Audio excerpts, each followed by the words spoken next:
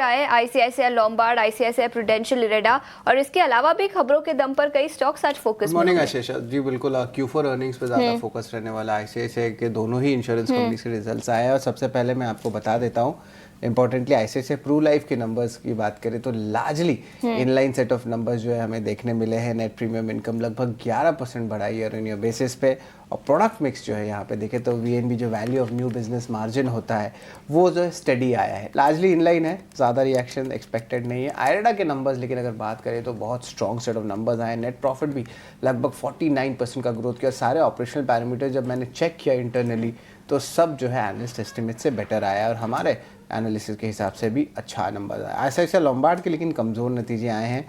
PAT जो है लगभग लोअर साइड में आया, 2% गिर चुका है ईयर ऑन ईयर बेसिस पे और जो स्लो डाउन हुई है नई व्हीकल की बिक्री की और जो डेफर्ड अकाउंटिंग हुई है कुछ लॉन्ग टर्म प्रोडक्ट्स को लेके उसके कारण जो है आपके फाइनेंशियल्स में इम्पैक्ट पड़ा है। लेकिन खबरों वाले शेयर्स भी बहुत सारे न्यूज़ फ्लोज है। इंडसइंड बैंक यहाँ पे उन्होंने अनाउंस किया कि जो एक्सटर्नल एजेंसी है जो उनको ऑडिट किए उन्होंने कहा कि लगभग 2.27% ऑफ बैंक का नेटवर्थ इम्पैक्ट हुई है क्योंकि डेरिवेटिव डील्स में जो है आप कह सकते हैं डिस्क्रिपेंसीज देखने मिली थी। बैंक ने एस्टिमेट रखा था 2.35% का, यानी कि इस स्टडी के बाद जो है बैंक एस्टिमेट से कम आया है डिस्क्रिपेंसीज। स्टॉक के लिए नेट पॉजिटिव है, लेकिन मैं एक चीज़ आपको बता दूं लास्ट सेशन में स्टॉक में ऑलरेडी बहुत अच्छी बाइंग देखने मिल चुकी है तो स्टॉक ऑलरेडी रनअप हो चुका है, लेकिन नेट पॉजिटिव है और ये जो इम्पैक्ट आने वाले है जून के क्वार्टर पे जो दिख सकता है और जो रिफ्लेक्ट होगा वो FY25 के नंबर्स पे होगा। जेंसॉल इंजीनियरिंग यहाँ पे जो है नेगेटिव न्यूज़ फ्लो है। यहाँ पे सेबी की इंपॉर्टेंट रिपोर्ट आई है।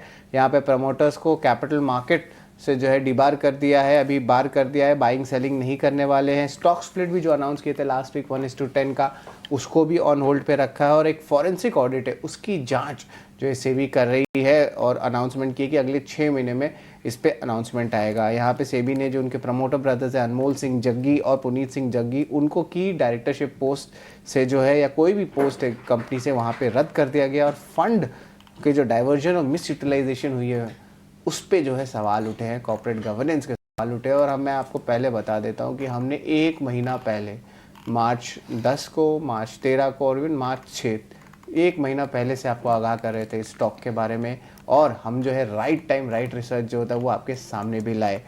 अब हम चलते हैं NBCC के तरफ। ईटी की रिपोर्ट आई है। यहाँ पे 25,000 करोड़ रुपए का रेवेन्यू जो है एक्सपेक्ट कर सकते हैं FY29 में। पहले ये टारगेट FY30 था तो 1 साल पहले ये टारगेट अपना बढ़ा रहे हैं तो स्टॉक के लिए पॉजिटिव है। महानगर गैस, इंद्रप्रस्थ गैस और अदानी टोटल गैस, ये तीनों स्टॉक्स को ही जो है हम आपको बताना चाहेंगे कि इनके जो APM एलोकेशंस है वो घटने लगे हैं।